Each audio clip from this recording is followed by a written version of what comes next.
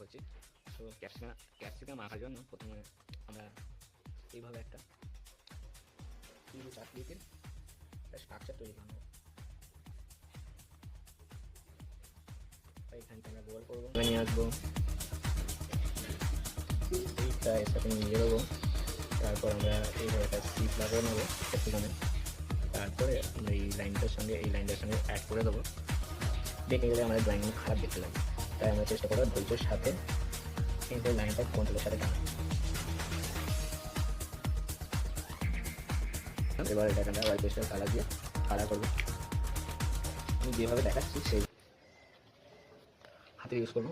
তো দেখো কীভাবে আঙুল ইউজ করে এটা মেশাচ্ছে। সো এইভাবে দেখবে, এইভাবে তোমার বাড়িতে প্র্যাকটিস করবে। সকালে ভালো থাকবে, সুস্থ থাকবে, আর নতুন কিছু শিখতে থাকবে। আবার দেখা হচ্ছে নতুন একটা ভিডিওতে।